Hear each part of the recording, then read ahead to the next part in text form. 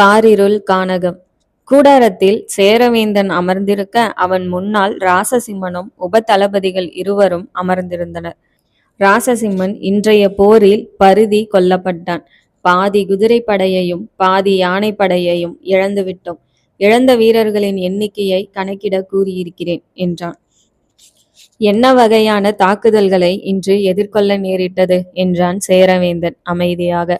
படை கொடியூரை நோக்கி திரும்பிய இடத்தில் பெருங்கொடி மின்னை என்ற நச்சு செடிகளை பதியனிட்டு வைத்திருந்தனர்.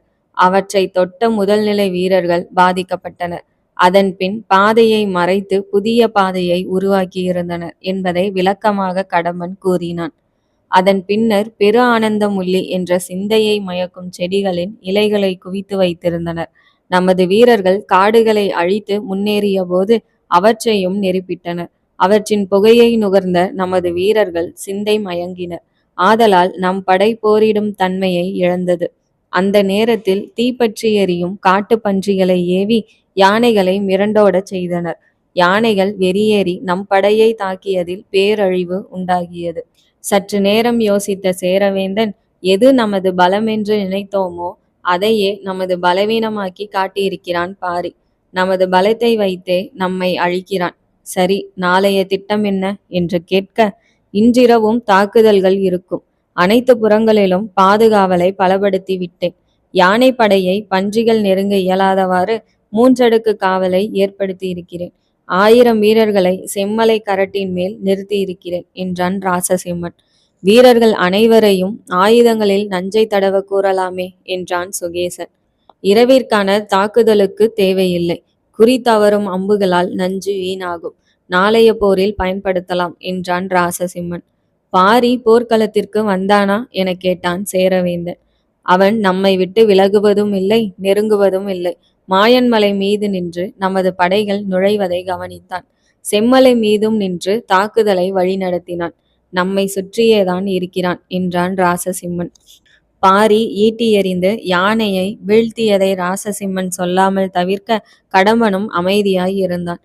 ராசசிம்மன் சொன்னதை கேட்டு அதிர்ந்த சேரவேந்தன், நம்மை முழுவதும் அழிக்க முடியாமல் அவன் திணறும் போது படையை நகர்த்தி சென்று நீங்கள் ஏன் அவனை அழிக்க முயலவில்லை என்றான்.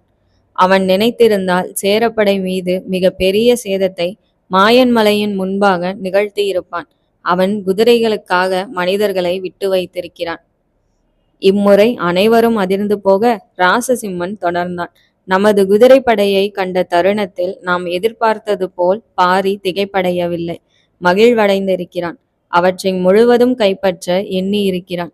உடனடியாக முத்திரமலை புலிகரட்டின் மேலிருந்த பரம்பினரை பின்வாங்குமாறு உத்தரவிட்டிருக்கிறான்.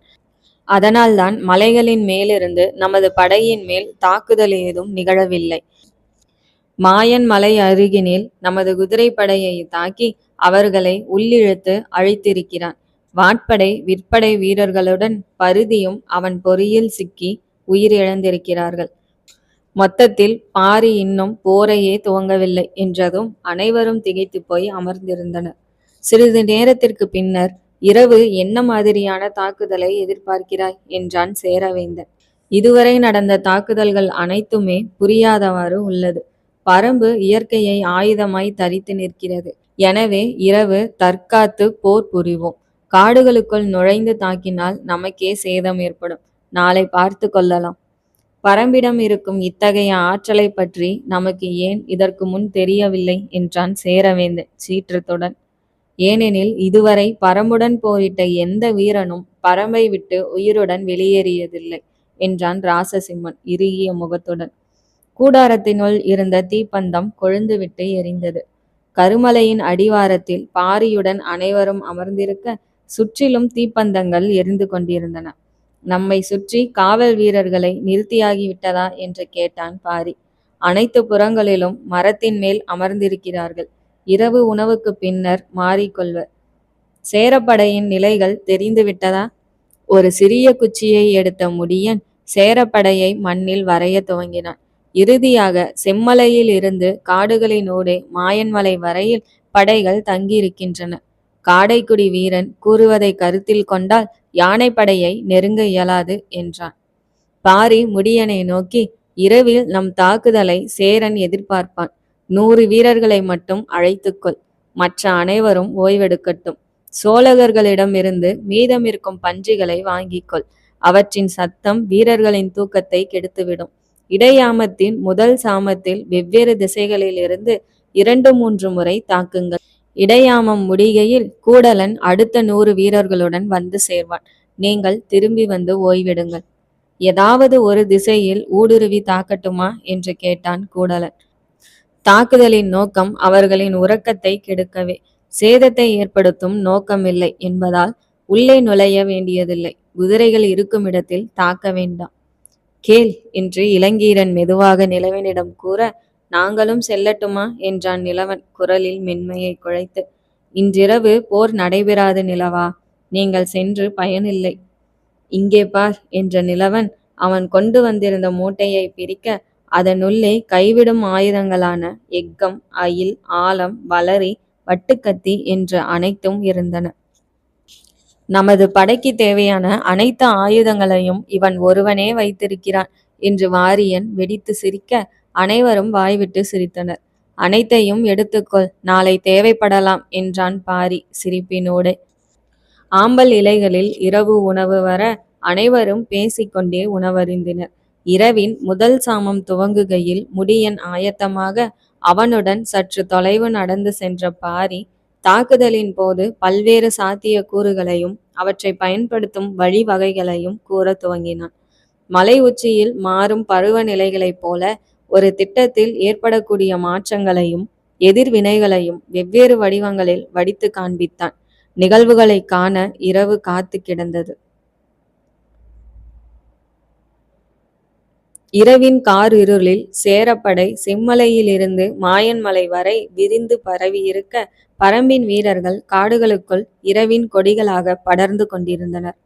சமவெளியின் இருபுறமும் இருந்த காடுகளை விட்டு விலகி சேர வீரர்கள் கூடாரங்களை பாதுகாப்புடன் அமைத்திருந்தனர். சமவெளியை சுற்றிலும் தீப்பந்தங்கள் கண்விழித்திருக்க, அவற்றை விட்டு விலகி வீரர்கள் காவல் இருந்தனர். மற்றவர்கள் வெட்ட வெளியில் வானை போர்வையாக போர்த்தி உறங்க முயன்றனர். சேரப்படைக்கு காவலாக சுகேசன் மாயன் மலை அருகிலும், கடம்பன் செம்மலைக்கு அருகிலும், ராசசிம்மன் இருவருக்கும் நடுவிலும் ஏற்படுத்தப்பட்டிருந்த கூடாரங்களிலும் தங்கியிருந்தனர். ராசசிம்மனின் கூடாரத்தின் அருகே சேரவேந்தனின் பெரிய கூடாரமும் அதை சுற்றி காக்கும் வீரர்களின் கூடாரங்களும் இருந்தன. கூடாரத்திற்கு வெளியில் இருந்த ஆசனத்தில் அமர்ந்தபடி ஓய்வெடுத்து கொண்டிருந்தான் ராசசிம்மன்.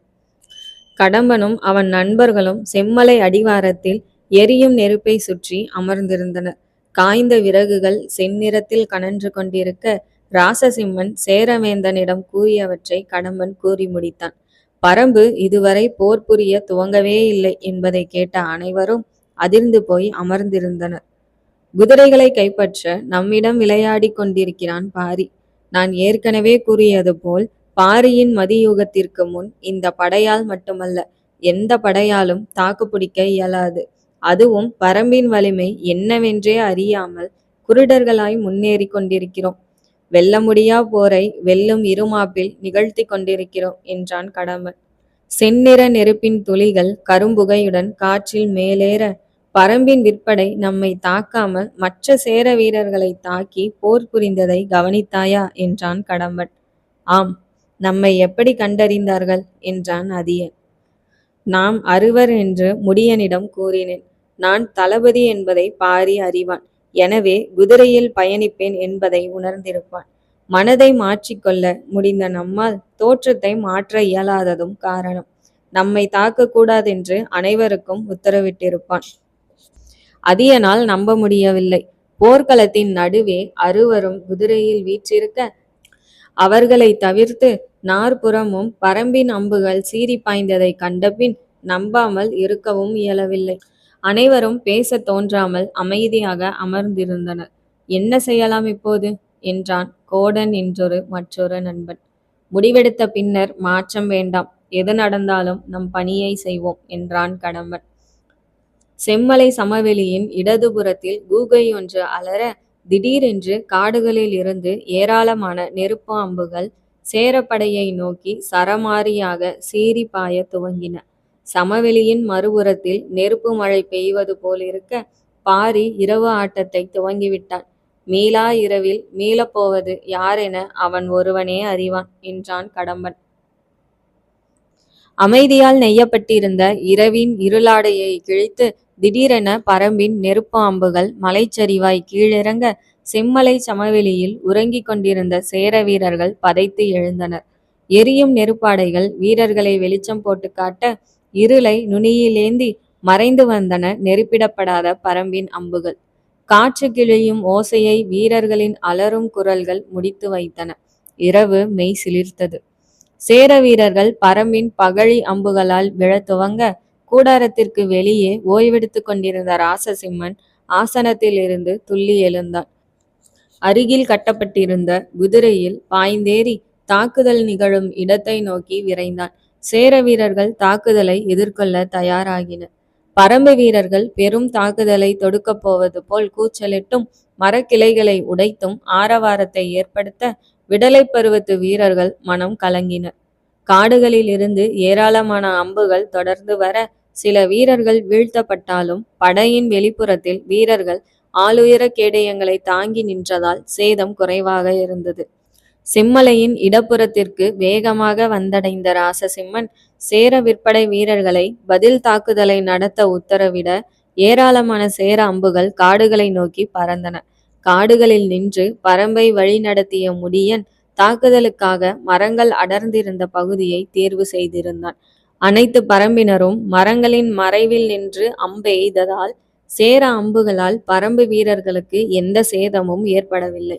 சற்று நேரத்தில் பரம்பின் தாக்குதல் ஓய்ந்துவிட சேர வீரர்கள் பரம்பின் அம்புகள் வந்த திசையை அச்சத்துடன் நோக்கியவாறு இருந்தனர்.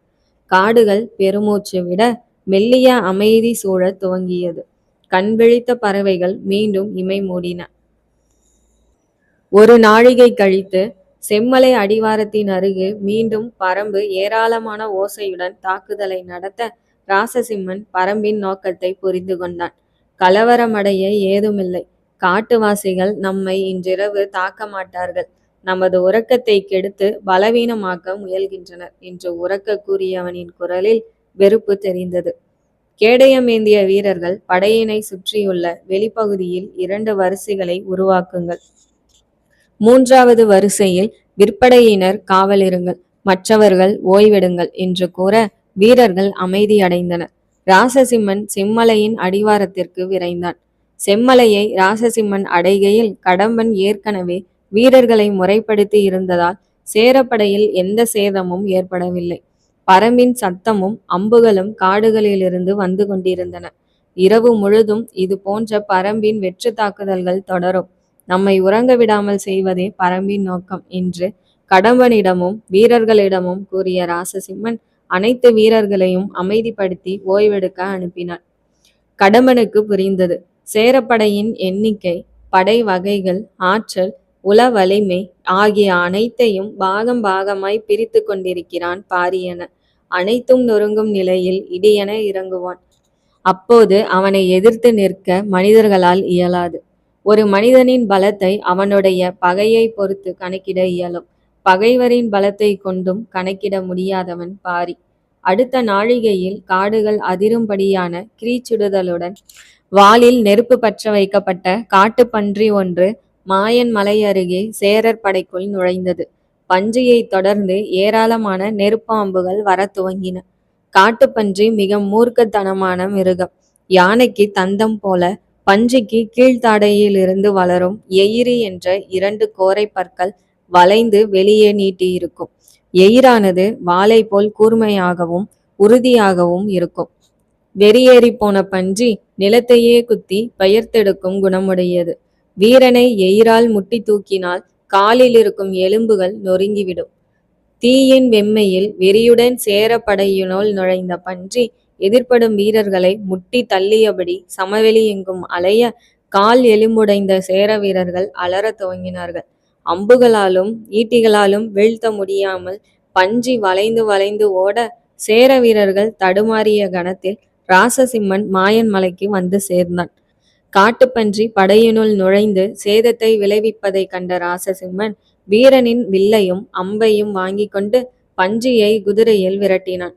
அம்பை எய்வதற்கு ஆயத்தமாய் அம்பை நாணில் பொருத்தி குதிரையின் அங்கவடியில் நின்றவாறே பன்றியை துரத்தினான். இங்கும் அங்கும் பன்றி வளைந்தோட வீரர்கள் சிதறினர். ஓரிடத்தில் பன்றி வளைகையில் அம்பை விடுக்க பன்றியின் கழுத்தில் பாய்ந்தது அம்பு. அம்பு பாய்ந்த வேகத்தில் பன்றி மண்ணில் புரண்டு உருண்டு சென்றது. பன்றி கீழே சரிந்ததும் வீரர்கள் சூழ்ந்து அதை பார்க்க, பரம்பின் பரிசு வெட்டி சமையுங்கள் என்றான் ஒருவன். வேண்டாம், இதன் உடலில் பரம்பினர் நஞ்சை கலந்திருக்கலாம் என்று ராசசிம்மன் கூறியதும் அதற்கான சாத்தியக்கூறுகள் இருப்பதை வீரர்கள் உணர்ந்தனர். காயமடைந்தவர்களை சிகிச்சைக்கு அழைத்துச் செல்லுங்கள் என்று கூறிய ராசசிம்மன் மாயன்மலை அருகே இருந்த சுகேசனிடம் சென்றான்.